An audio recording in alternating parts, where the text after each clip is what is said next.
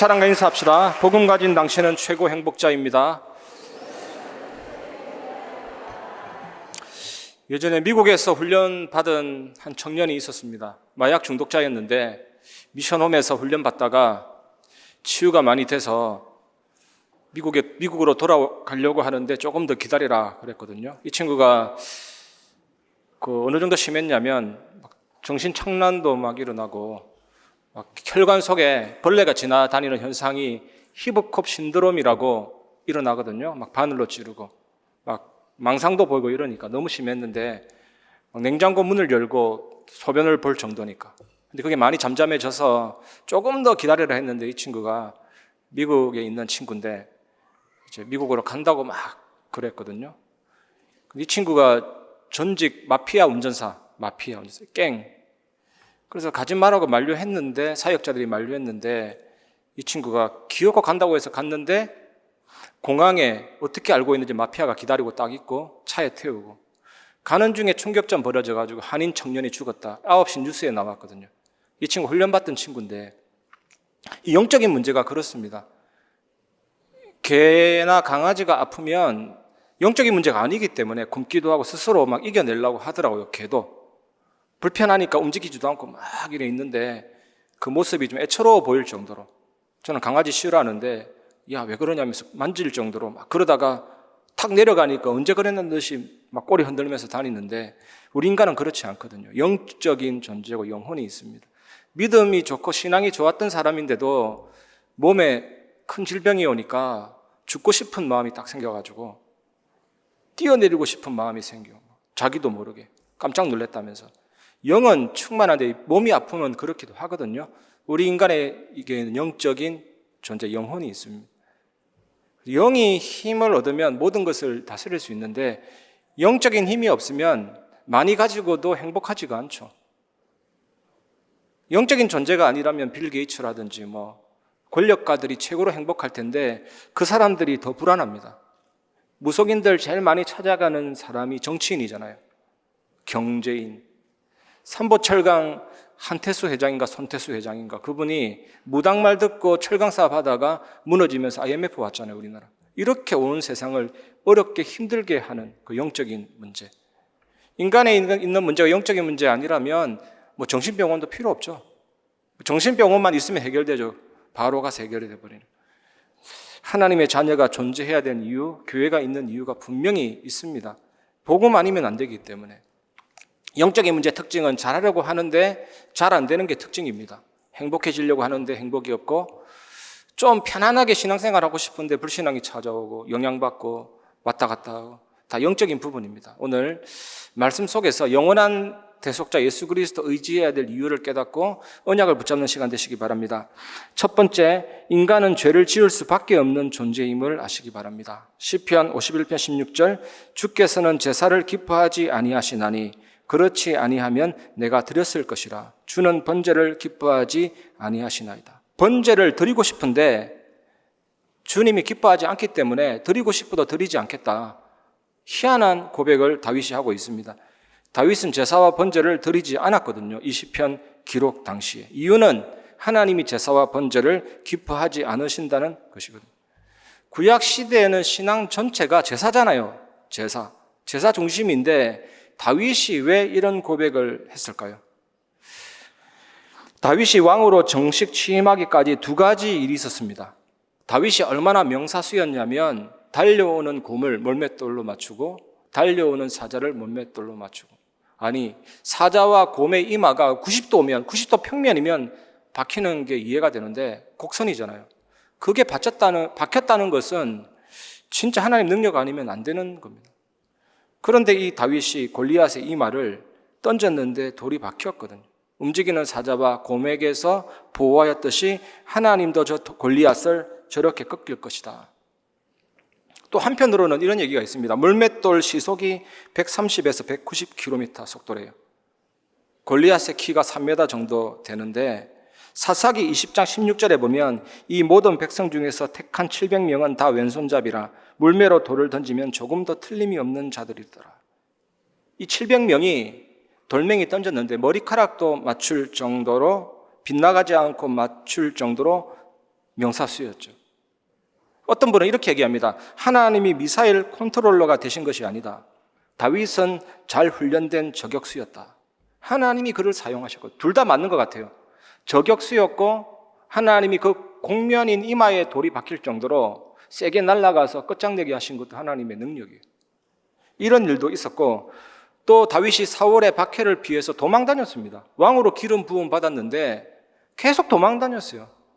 막 황무지에도 숨었는데 들키고 동굴 속에도 숨기도 하고, 숨을 데가 없어서 골리앗의 고향인 가드에 피했다가 미친 척 하기도 하고, 이렇게 막 했습니다. 그러다가 왕이 되어서는요, 주변 나라를 정복했고 성전 지을 준비도 했죠. 사무엘하 11장 3절에 다윗이 사람을 보내 그 여인을 알아보게 하였더니 그가 아뢰되 그는 엘리암의 딸이요 햇사람 우리아의 아내 밧세바가 아니니까 하니, 승승장구했던 다윗은 우리아의 아내 밧세바와 동침했고 그 이후에 밧세바의 남편 우리아를 전쟁터에 내보내서 죽게 했습니다. 최전방에 딱 내보내고 군사들을 다 빼버린 거죠. 이 뭣도 모르고 우리아가 열심히 싸우다가 뒤에 아군이 없으니까, 그래서 완전히 죽게 된 것입니다. 성경이 이 사건을 기록한 이유가 있습니다. 뭐냐면 단지 우리더러 다윗의 잘못을 지적하여 비난하게 하려는 데 있지 않습니다. 성경책은요, 윤리강령 서적이 아니고 그런 게 아니에요. 그런 데 있지 않습니다. 이 사건이야말로 인간이란 어떤 존재인지 잘 설명해 주는 좋은 본보기이기 때문인 것입니다. 우리도 똑같다니까요. 우리도 별 수 없어요. 손가락질 할 필요 없습니다. 우리도 이런 존재잖아요. 가만히 있어도 우리는 어쩔 수 없는 존재입니다. 시편 40편 6절 7절 주께서 내 귀를 통하여 내게 들려주시기를 제사와 예물을 기뻐하지 아니하시며 번제와 속죄제를 요구하지 아니하신다 하신지라. 그때에 내가 말하기를 내가 왔나이다. 나를 가리켜 기록한 것이 두루마리 책에 있나이다. 구약 시대에 죄를 지으면 반드시 해결해야 됩니다. 해결하는 방법이 제사라니까요. 희생제물을 끌고 가서 그 목에다가 죄를 지은 당사자가 칼을 딱 꽂습니다. 그럼 피가 막 쏟아지는데 그 피를 레위인들이 받잖아요. 제사장이 피를 받고, 그리고 그 죄는 내가 지은 죄이기 때문에 제물 위에 안수해서 나의 죄를 담은 이 희생제물을 죄를 지은 나가 잡아야 되거든요. 목에서부터 쭉 배를 거쳐서 아래로 딱 해서 개봉해서 그 안에 있는 콩팥, 쓸개, 내장 다 분리해서 그 내장을 태웁니다. 번제단에. 그러는 가운데 이 제사장은 그 피를 받아서 번제단에 뿌리고 휘장 앞에 뿌리고 해서 피로 죄를 정결케 하죠. 피는 죽음과 생명을 말하거든요. 그리고 나서 이 짐승이 남긴 똥과 가죽은 영문박, 갈보리를 상징하는 그곳에서 다 태워서 없애버리고 이 희생제물의 고기를 제사장이 거룩한 곳에서 먹습니다. 이게 성찬입니다. 피와 살을 마시는. 그래서 깨끗하게 먹고 태우고 없애고 먹고 마심으로 우리의 죄가, 너의 죄가 이렇게 끝났다. 그걸 보여주는 상징적인 사건이 제사고 그게 십자가로 완성이 되잖아요. 그런데 다윗은 하나님이 제사를 요구하지 않으신다. 그 말을 듣습니다. 하나님이 제사를 요구하지 않는다라고 말했는데 다윗이 그 말을 들었다니까요. 그러면 죄를 지은 다윗은 어떻게 해야 됩니까? 제사도 안 받으시는데 하나님이. 그러면 망해야 됩니까? 바로 그 순간에 내가 왔나이다 라면서 누군가 개입하십니다. 그분이 누구일까요, 여러분? 히브리서 10장 4절 6절 이는 황소와 염소의 피가 능히 죄를 없이 하지 못함이라. 그러므로 주께서 세상에 임하실 때에 이르시되 하나님이 제사와 예물을 원하지 아니하시고 오직 나를 위하여 한 몸을 예비하셨도다. 번제와 속죄제는 기뻐하지 아니하시나니. 또 나옵니다. 구약의 제사로는 사람을 깨끗하게 할 수 없습니다. 그런 제사로는 죄 문제에 대한 근본적인 해결책이 될 수 없기 때문이거든요. 예수 그리스도 십자가 사건에 대한 상징에 불과한 것이 제사. 그래서 등장한 분이 예수 그리스도거든요. 다윗이 이 사실을 깨닫고 나서 주께서는 제사를 기뻐하지 아니하신다라고 고백한 겁니다. 다윗이 이 사실을 어떻게 알았을까요? 밧세바 사건 때문이거든요. 그래서 밧세바 사건은 우리를 위한 모든 예수 그리스도를 믿는 사람을 위한 중요한 사건이고 언약입니다, 여러분. 다윗은 밧세바 사건을 겪으면서 뭘 깨달았냐? 아, 이게 아니구나. 나는 선을 행할 수 있는 사람이 아니구나. 나는 죄밖에 지을 수 없는 존재구나. 하나님 없이는 나는 아무것도 아니구나. 이 사실을 깨닫게 되었다니까. 승승장구했던 다윗이 이걸 깨달았다니까. 이 사실을 다른 사람이 아닌 바로 자기 자신에게 들켜버린 겁니다. 몰랐는데 완전 들켜버린 거예요, 자기 자신에게. 로마서 3장 9절, 그러면 어떠하냐? 우리는 나으냐? 결코 아니라 유대인이나 헬라인이나 다 죄 아래 있다고 우리가 이미 선언하였느니라. 이게 뭐냐? 재판장이 다 유죄라고 탕탕 선언해버렸습니다. 다 죄 아래 있다라고 이미 선언해버렸다니까. 다 죄 아래 있다라고. 판사가 망치 두드렸다는 말이거든요. 모든 사람이 예외가 없습니다. 다 죄 아래 있다. 소크라테스든 스가모니든 공자든 의인이라고 칭하든 선인이라고 칭하든 어떤 사람이라도 다 죄 아래 있다. 우리는 영적 사형수로서 최고 형벌이 선언됐죠. 영원한 사망, 지옥, 땅 때렸죠. 벌레 한 마리를 잡아서 불에 넣을까 말까? 우리는 그 벌레와 같은 존재입니다. 불안, 염려, 불확실, 바닥에 내던져진 피투성이와 같은 존재라니까요. 그래서 로마서 3장 10절에 뭐라 그랬습니까? 의인은 기록된 바 의인은 없나니 하나도 없으며, 한 명이라도 있다면 내놓아 보시기를 바랍니다. 누가 있습니까? 다 그리스도가 필요하죠. 로마서 3장 23절 말씀에 모든 사람이 죄를 범하였음에 하나님의 영광에 이르지 못하더니, 그래봤자 그게 그겁니다. 진짜로 그래봤자 그게 그거예요. 일렬로 줄 세워서 아무리 비난해봤자 똑같다니까요. 모든 사람이 죄를 범했고 끝났다니까요. 우리가 어떤 존재입니까? 오염된 물 속에 있는 물고기하고 똑같아요. 그 속에 있는 이상 끝이라니까요, 여러분. 우리가 어떤 존재입니까? 지붕이 뚫려서 비가 새는데 그릇으로 받치고 있는 그런 모자란 인생이고, 나무의 뿌리를 벌레가 갉아먹고 있는 그런 나무 같은 존재입니다. 끝났다니까. 더 이상 희망이 없어요, 여러분. 그거 깨닫게 해주는 사건이 밧세바 사건이거든. 얼마나 중요합니까, 여러분? 마태복음 9장 12절에 예수께서 들으시고 이르시되 건강한 자에게는 의사가 쓸데없고 병든 자에게라야 쓸데있느니라. 이 말은 예수님이 세리 마태를 부르실 때 바리새인들이, 야, 너희 선생님은 왜 죄인인 세리 마태와 함께 음식을 잡수시냐? 저 사람이 죄인인지 모르냐? 이렇게 시비를 걸었거든요. 이 세리는 로마 정부 세금 징수원입니다. 그것도 유대인들 중에서 선별을 했거든요. 이게 피를 짜내듯이, 사람 죽이듯이 세금을 짜낸 것이 문제였습니다. 동족의 피를 빨아먹는 거머리 같은. 그래서 죄인 취급당했거든요. 과하게 세금을 징수해서 본인의 부를 자꾸 축적시켜요. 그러니까 유대인들 입장에서 볼 때 죽일 놈이죠. 저런 매국노 같은. 그래서 죄인 취급을 했거든요. 이때 예수님이 하신 말씀이 이 말입니다. 건강한 자에게는 의사가 필요 없다. 병든 자에게라야 의사가 필요하다. 나는 죄인을 부르러 왔다. 나는 병든 자를 고치려고 왔다. 우리가 은혜 받는 가장 빠른 방법이 뭔지 아십니까? 주여, 나는 병든 자입니다. 주여, 나는 모자란 자입니다. 주여, 내게 은혜를 베풀어 주시옵소서. 다 똑같습니다, 여러분. 은혜를 주옵소서. 그 십자가 앞에, 그 복음 앞에 나아가시기를 주님의 이름으로 축복합니다.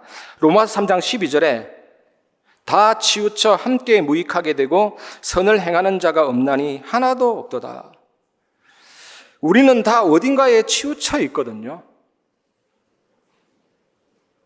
다 치우쳐 있습니다. 사실 하나님의 은혜 없이는 좁은 길로 가기가 제일 힘든 것 같아요. 좁은 중앙으로 가긴 제일 힘든 것 같아요. 다 치울 수밖에 없죠.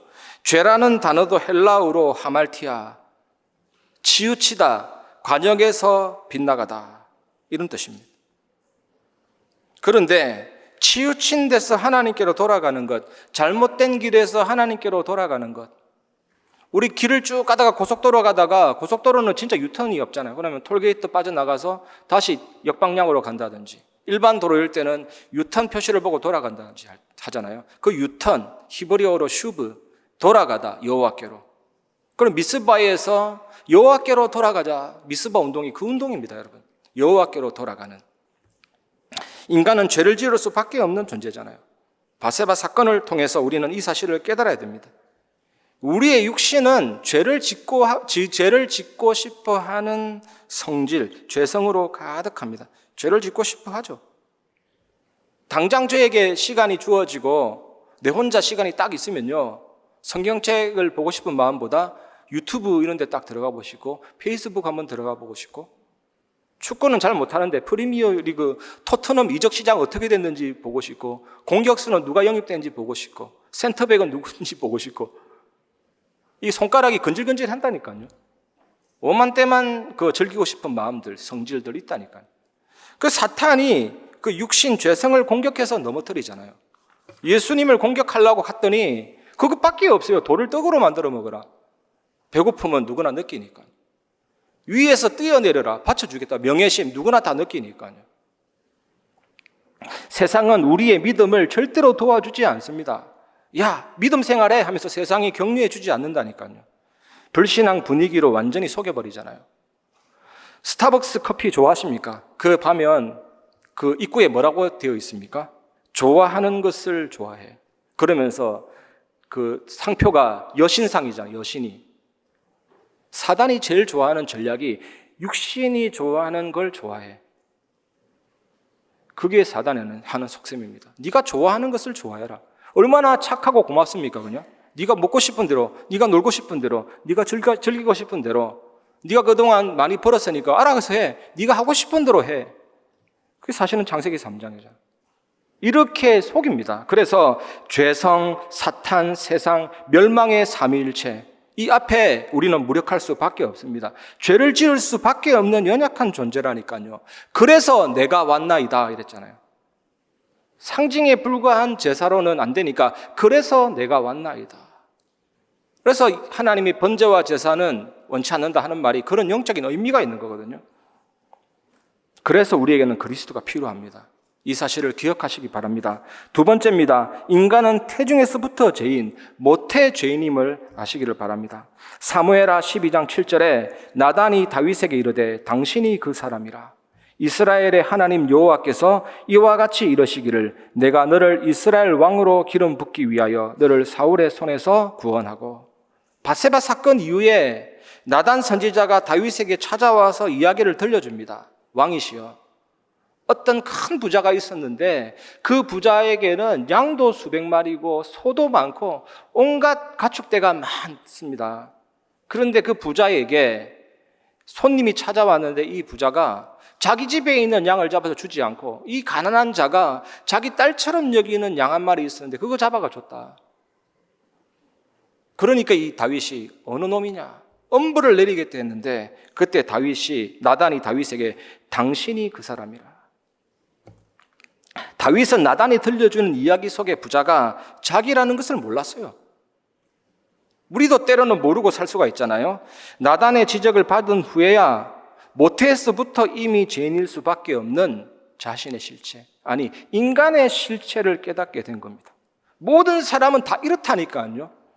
그래서 우리가 이 말 저 말 할 필요가 없습니다. 오직 예수 완전 복음밖에 없다니까요. 인간에게서는 도무지 선한 것이 나올 수 없다는 사실을 실감하게 된 것입니다. 그래서 다윗이 뭐라고 고백했습니까? 시편 51편 5절 꼭 기억하세요. 내가 죄악 중에서 출생하였으며 어머니가 죄 중에서 나를 잉태하였나이다. 나는 모태 죄인이다. 나는 태중에서부터 죄인이다 이거잖아요. 다윗은 자신이 잠깐 한눈판 결과로 죄를 지은 것이 아님을 알게 되었다니까요. 어쩌다 보니 실수로 죄를 지은 것이 아니라 자신은 원래 죄밖에 지을 수 없는 존재여서 죄를 지었다. 이걸 깨달은 것입니다. 신앙의 모든 위인들은요, 위인전을 쓴 게 아니라니까요. 세상 사람들은 위인전을 쓰고 자서전을 쓰고 축구 잘해도 일대기를 쓰고 그러는데 신앙의 위인들은 자서전이 아니라 전부 다 참회록을 씁니다. 참회록. 내가 얼마나 죄인이었는데 이렇게 구원받았고 예수님이 누구냐? 참회록. 그 중에 어거스틴의 참회록이 제일 유명합니다. 다윗과 똑같은 고백을 했어요. 똑같은. 어거스틴이 18살 때 유부녀하고 같이 살고 또 마니교라는 이단에 빠져가지고 이 마니교가 어떤 이단이냐? 기독교 플러스 조로아스트교 플러스 그리스 신화 플러스 영계주의 플러스 이 네 개가 짬뽕된 종교예요. 그게 빠져가지고 심취했다니까요. 그러니까 어머니 모니카가 너무 걱정되는 거예요. 그냥 막 가도 이처럼 막 갈 수 없어. 끝났습니다, 이 사람에서. 아무리 기도해도 바뀌지 않으니까 암브로시오라는 교부한테 가가지고 상담한 건 어떻게 하면 좋냐? 기도해도 변화가 없고 어떻게 하면 좋겠냐? 그때 암브로시오 교부가 유명한 말을 남겼잖아요. 기도의 자녀는 망하지 않는다. 이 어머니 모니카가 눈물로 기도했잖아요, 계속. 어느 날 이 어거스틴에게 하나님의 은혜가 찾아온 것입니다. 이탈리아 밀라노 정원에서 계단에 턱 앉아 있는데 아이들이 고무줄 뛰기를 막 하면서 부르는 노래가 땅에 있는 거 주워서 읽어라. 땅에 있는 거 주워서 읽어라. 그 가슴에 성령께서 망치를 두드린 거죠. 그래서 어거스틴 생각에 무엇을 읽어야 되겠냐? 내가 이 상황에 성경책을 읽어야 되겠다. 딱 펼쳤는데 그 말씀이 육체를 위하여 정욕을 도모하지 말고 오직 그리스도로 옷을 입어라.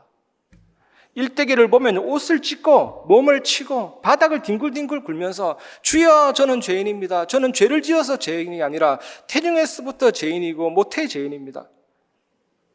이 흑암 가운데 있는 나에게 빛을 비춰주시옵소서. 예수여 고백한 겁니다. 그래서 죄를 지어서 희망이 없는 것이 아니라 드디어 희망을 찾았죠. 오직 예수 완전복음 사탄 재앙 지옥권세 깨뜨리신 그리스도 그분을 영접하게 된 거예요. 그래서 이 사람이 교회사에 남는 신학자가 딱 됐잖아요. 똑같습니다. 설령 인간이 가장 선한 일을 하더라도 그것은 죄입니다, 여러분. 인간이 가진 도덕 자체도 죄성을 지은 인간이 만들어낸 산물이기 때문에 그것도 죄예요. 선한 것도 죄, 나쁜 것도 죄, 다 죄입니다. 인간이 만들어낸 것이기 때문에. 그게 어떤 예화로 설명할 수 있냐? 해적선 위에 있는 사람은 소크라테스든 석가모니든 공자든 모든 사람이 죄라니까요. 그게 살아있는 자체, 숨쉬는 것 자체도 죄입니다. 빠져나와야 된다니까. 인간이 어떤 존재인지 깨닫는 경험은 다윗에게만 있었던 것 아닙니다. 야곱에게도 있었잖아요. 야뽕나루. 거기서 포기할 수 없는 그런 부분들을 천사와 실험하면서 환도뼈가 부러졌는데도 결국에는 하나님의 은혜 속에 딱 무릎을 꿇잖아요. 그리고 베드로도 마찬가지입니다. 베드로. 예수님을 모른다고 3번 부인했잖아요. 부인할 때 그 광경 여러분 아십니까? 새벽에 추우니까 불을 쬐고 있는데 그 숯불 불을 쬐고 있는데 어떤 아이가 당신도 그 다당이라 그게 속한 사람이다 했더니 3번이나 그자를 모르고 그분을 모르고 부인했죠. 나중에 주님이 부활하시고 바닷가에서 그것도 새벽입니다. 숯불 가운데 떡과 고기를 구우면서 아침 식사하면서 베드로에게 묻잖아요. 네가 나를 사랑하느냐? 그 불은 보통 불이 아니에요. 상처의 불입니다. 그 새벽녘에 그 불 속에서 부인했는데 또 그 불 쳐다보면서 네가 나를 사랑하냐 물으니까 뭐라고 대답하겠습니까? 하나님, 예수님이 묻는 사랑하느냐 그 사랑은 아가페 사랑. 네가 나를 하나님 사랑으로 사랑하느냐 했더니 베드로가 대답할 수 있습니까? 내가 주를 사랑하는 줄 알 때 사랑은 필레야, 친구 간의 우정으로서 주님을 사랑합니다. 2번이나 그렇게 대답했어요. 마지막 3번째 예수님이 네가 나를 사랑하냐 했을 때 좀 낮췄습니다. 필리야, 네가 친구로서라도 나를 사랑하느냐? 그때 베드로가 너무 근심했잖아요. 하나님이 나의 모든 걸 다 아시구나. 주님께서 다 아십니다. 고백했죠. 완전히 깨닫게 된 겁니다. 이 베드로가 어떤 베드로입니까? 다른 놈은 다 주님을 배신해도 나는 배신하지 않겠습니다. 다른 사람은 다 주를 버릴지라도 나는 주님을 버리지 않겠습니다 했는데 제일 먼저 버렸습니다. 부활 소식 듣고도 제자들 다 선동해가지고 고기 잡으러 갔다니까요. 그러니까 내 열심으로 내 결심으로 내가 아무리 한다 해도 안 되는 거구나. 인간은 별 수 없구나. 깨닫게 된 거라니까요. 이 사건을 통해서 바세바 사건 본문을 통해서 우리는요 또 베드로와 야고보는요 그들은 나는 어떤 존재인가 인간이란 무엇인가를 철저히 깨닫게 된 겁니다. 여러분. 깨닫게 되면 당연히 나오는 결론이 있습니다. 그것이 오늘 제가 말하고 싶은 부분이 이거예요. 사실은 뭐 죄인인 줄 다 아시잖아요. 모태 죄인인 줄 아시죠. 말하고 싶은 주제가 3번째입니다. 영원한 대속자 예수 그리스도를 그래서 믿고 의지하시기 바랍니다. 시편 110편 1절 여호와께서 내 주에게 말씀하시기를 내가 내 원수들로 내 발판이 되게 하기까지 너는 내 오른쪽에 앉아 있으라 하셨도다. 다윗은 자기 뒤에 한참 뒤에 메시아로 오실 분이 있다는 것을 알았습니다. 그분이 바로 자기의 후손이라도 그분은 주님이시고 그리스도시고 메시아라는 것을 알았다니까요. 다윗은 밧세바 사건을 통해서 이 사실을 확실히 깨닫게 된 겁니다. 내겐 그리스도가 필요하구나. 이 주, 메시아. 여러분, 예수 믿지 않으면 이미 영이 죽은 상태라니까요. 살아있어도 영이 죽어 있어요. 몸도 나중에 죽게 됩니다. 그리고 이 몸이 부활을 하는데 지옥 갈 몸으로 부활해서 영원한 지옥에 딱 들어가죠. 이게 영원한 사망입니다. 예수 믿으면 이미 부활을 체험했습니다. 영의 부활, 영이 살아났잖아요. 그럼 몸도 나중에 죽는 것이 아니라 잔이라. 그리고 잠에서 깨어나면 영원한 천국에 들어갈 몸으로 부활되어서 영원한 생명을 누리게 되죠. 영생. 완전한 구원을 우리가 예수 그리스도를 통해서 받게 되는 것이죠. 우리나라는 조금 관대한데 미국에는 가차 없는 부분이 유기견 돌아다니면 유기견 동물보호관찰소에서 보관하고 있다가 주인 안 나타나면 바로 안락사 시켜버리더라고요. 뉴욕에 그렇게 개들이 많잖아요. 유기견. 제가 저번에 뭘 보는데 이 유기견이 3년 동안 오랫동안 떨어져 있다가 이제 안락사 될 시기에 주인이 나타나가지고 처음에는 이 개가 당황해가지고 못 알아보더라고요. 냄새 맡아보더니 이 개가 살았다면서 얼마나 꼬리치면서 눈물까지 흘리는 모습 보는데 찡하더라니까요. 우리 인간이 저렇구나. 주인을 떠나서 마귀의 힘이 잡혀버리고 정신이 잡혀버리고 영이 잡혀버리고 육신도 잡혀버리고 삶도 잡혀버리고 지옥 갈 때까지 빠져나올 수 없다니까. 사단의 밧줄에 꽁꽁 매여 있다니까. 예수님이 오셔야만 됩니다. 그리스도로 오셔가지고 죽으시고 피를 흘리시고 그 피를 믿는 자는 모든 죄를 다 용서하시고 의인이 되게 하시고 다시 부활하심으로 사탄 재앙 지옥 권세 다 꺾었기 때문에 그분을 영접하면 내 주인도 역사하시고 예수 이름으로 기도응답, 그리스도 이름으로 흑암 무너지는 권세, 예수 그리스도 이름으로 천군천사 동원되는 시공간 초월, 천국 시민권 보좌의 배경, 세상 살리는 237 빛의 역사 다 오게 된다니까요. 오늘 혹시 예수님을 구주로 영접하지 않은 분이 있다면 예수님을 주인으로 왕으로 영접하는 축복이 있기를 바라고 이 그리스도를 모신 사람은 확신 가지시기 바랍니다. 구원의 확신. 요한복음 19장 30절에 예수께서 신포도주를 받으신 후에 이르시되 다 이루었다 하시고 머리를 숙이니 영혼이 떠나가시니라. 몸에 피가 3분의 1이 빠져나가면 어떻게 됩니까, 여러분? 의학적으로 설명해 보면 저혈류성 쇼크 상태가 옵니다. 쇼크가 제일 무섭다니까요. 급사예요, 쇼크가 오면. 그 신체 기능이 완전히 무너진 가운데 십자가에 6시간 동안 달리셨다? 최악의 고통입니다. 호흡도 안 되는 질식 상태로. 그 이후에 영혼이 떠나가시고 다 이루었다 속죄 선언하시고 이 사실만 믿으면 된다니까요. 윤리적인 도덕적인 죄는 상방간에 해결하면 되지만 하나님께 대한 범죄는 하나님께 은혜를 받으면 됩니다. 예수님을 주인으로 왕으로 모시면 됩니다.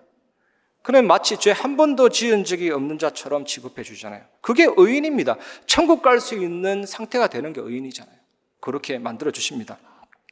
레위기 6장 26절 죄를 위하여 제사 드리는 제사장이 그것을 먹되 곧 회막들 거룩한 곳에서 먹을 것이며 제사장 본인을 위한 속죄 제물은요 먹을 수 없습니다. 또 두 번째는 1년에 한 번 전체 백성을 위한 속죄 제물은 먹을 수 없어요. 그런데 매일매일 이 사람들이 짓는 그 죄에 대한 속죄 제물은 속죄제를 드리고 나서 제사장이 거룩한 곳에서 먹었습니다. 왜 먹냐? 그게 성찬입니다. 예수님의 살과 피를 마시는 구원의 완전한 축복을 먹고 누리는. 그래서 성찬은 예수님이 떡을 주시면서 내 살을 먹어라. 생명의 떡이잖아요. 내 잔을 받아 마셔라. 너희를 위하여 흘리는 피 언약의 피니라. 완전의 구원의 축복을 누려라. 우리 교회도 성찬식을 이제 회복해야 될 것인데 이 성찬식 할 때 여러분 이 작은 떡이지만 목에서 딱 넘어가는 거 안 느껴지십니까? 배고플 때라서 그런지 몰라도 딱 느껴지잖아요. 특히 포도주 뜨거운 것이 이 가슴까지 내려가는 것 같아요. 이 구원이 내 안에 이렇게 임했구나. 죽고 부활해서 다 끝냈구나, 나도. 이게 확인되는 것이죠.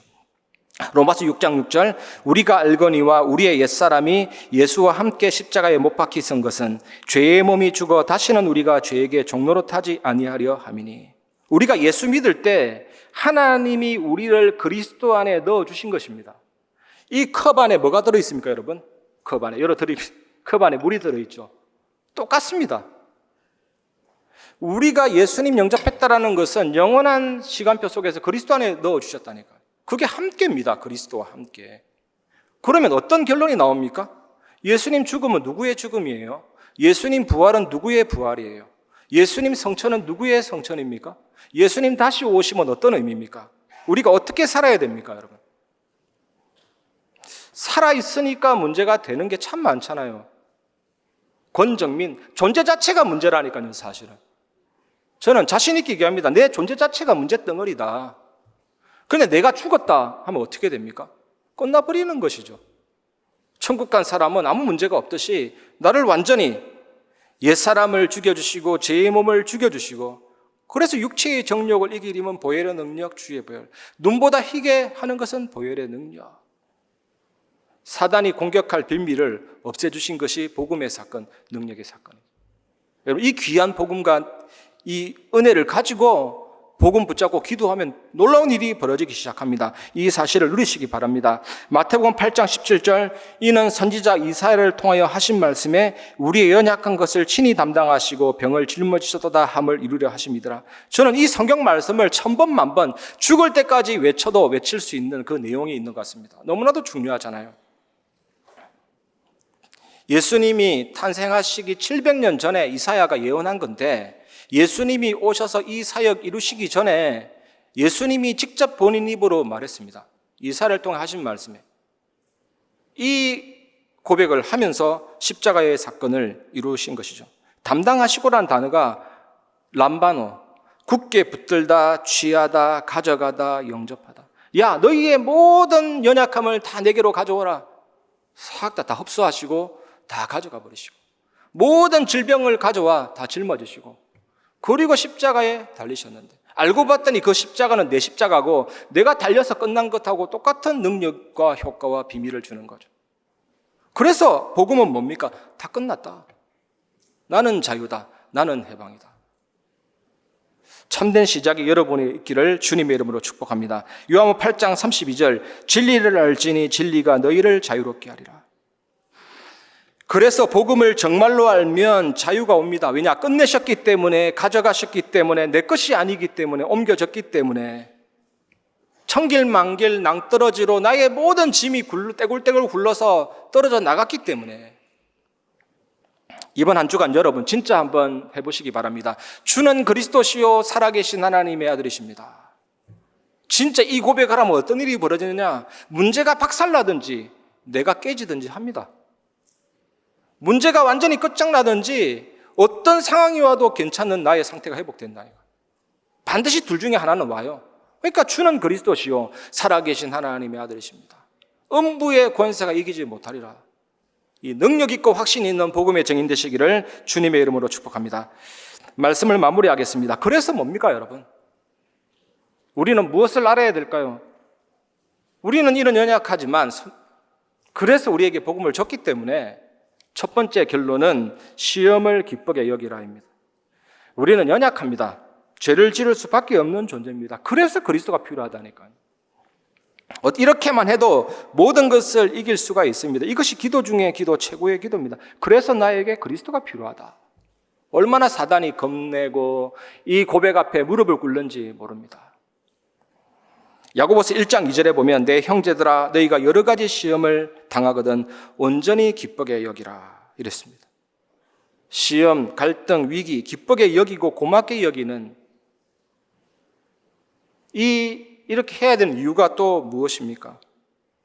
감당할 수 있기 때문에, 그리고 그 시험과 문제의 출제자도 하나님이시기 때문에, 그 속에 의도와 계획이 다 들어있기 때문에 그것을 찾으면 악을 선으로 위기를 기회로 바꾸시는 하나님의 전능하신 모든 것이 합력하여 선을 이루는 그 능력이 임하기 때문에 등 따시고 배부를 때는요, 기도 제목 찾아야 돼요. 편안할 때는 말씀을 찾고 막 이런 신앙적인 노력이 필요하지만 문제가 왔다. 바로 기도 제목 보입니다. 사건이 왔다. 바로 하나님이 내게 뭐라는지 딱 잡히잖아요. 등 따시고 배부를 때는 찾는 기도 제목이라면 이런 어려움이 올 때는 보이는 기도 제목, 나타나는 기도 제목, 확실하게 대낮처럼 밝혀주시는 하나님의 임재와 역사 딱 보입니다. 너무나도 쉽잖아요. 너무나도 분명하니까, 확실하니까, 기도 제목이니까. 그래서 하나님이 원하시는 것은 노력이 아닙니다. 나를 바라보라. 말씀을 바라보라. 노빼만 쳐다보면 되는데 맞죠? 바라보는 데는 실력도 필요 없고 기술도 필요 없고 학벌도 필요 없고 하버드 대학 유학 갈 필요 없어요. 그냥 믿는 마음으로 주께 가오니 나를 영접하소서. 그것만 하면 된다니까요. 이 은혜를 누리시기 바랍니다. 두 번째 결론입니다. 기도의 비밀을 누리시기 바랍니다. 우리 전체 메시지가 얼마나 고마운지요. 기도가 뭔지 다 말해주잖아요. 창세기 1장 3절 창조의 빛, 생명의 빛 이러죠. 창세기 2장 7절에 보면 생기가 들어가고 에스겔서 37장에 보면 이 말씀에 생기가 들어가니까 마른 뼈가 군대가 되고 심지어 하나님이신데 성령은 능력이나 물건이 아닙니다. 성령은 하나님 자신인데 한참 낮추어서 우리들에게 알아들으라고 요한복음 20장에 보면 숨을 내쉬면서 성령을 받으라. 마치 물건처럼 채우라는 느낌으로 하나님이 본인을 그렇게 받으라. 누가복음 11장 13절에는요. 악한 자도 자식에게 좋은 것을 줄 줄 알거든. 하물며 너희 천부께서 구하는 자에게 성령을 선물로 주지 않겠느냐. 하나님을 선물로 표현하고 있어요. 그만큼 하나님 우리를 사랑하시고 기도할 때 어떤 일이 일어납니까? 빛이 쫙 임하듯이 하나님의 빛과 생기와 성령이 내 영혼에 나의 마음과 생각에 나의 뇌에 모든 신경을 타고 나의 육신과 나의 삶에 이 어마어마한 능력이 성령이 성삼위 하나님과 이 충만함과 오력이 임하잖아요. 하나님이 내 안에 심으신 형상과 영혼이 무한한 생명력으로 살아나게 되면 영적인 힘이 딱 생기고 이 뇌가 살아나면서 지력이 생기고 몸이 살아나면서 체력과 건강이 생기고 삶이 살아나면서 경제력이 생기고 만남이 살아나면서 인력이 생기죠. 특히 렘넌트들 진짜 이 응답 받아보시기 바랍니다. 저는 확실합니다. 렘넌트들이 이 응답 받으면 평생에 하나님이 좋은 친구, 좋은 선배, 좋은 선생님, 좋은 목회자, 좋은 배우자 다 만나게 하십니다. 우리들에게는 어떤 일이 벌어집니까? 정말 현장 살리는 중요한 제자와 분들 다 예비해놓고 만나게 하십니다. 이 축복 누리시기 바랍니다. 이때 보세요. 보좌의 배경, 신공한철, 237 빛의 역사가 역시 내 안에 있는 형상, 영혼, 나의 삶에 무한한 생명으로 나타나면서 우리의 과거, 현재, 미래가 완전한 전무후무한 축복으로 바뀌면서 그래서 나 한 사람이 충분히 목회자 살리고 중직자 살리고 렘넌트 살리고 3시대 살리는 주역이 된다니까요. 이 기도의 비밀을 놓치지 말고 누리시기 바랍니다. 그러면 세 번째 나타나는 것이 있습니다. 절대 응답을 확인하고 체험할 수가 있습니다, 여러분. 시험을 기쁘게 여기고 기도의 비밀을 누리면 반드시 절대 응답이 나타나죠.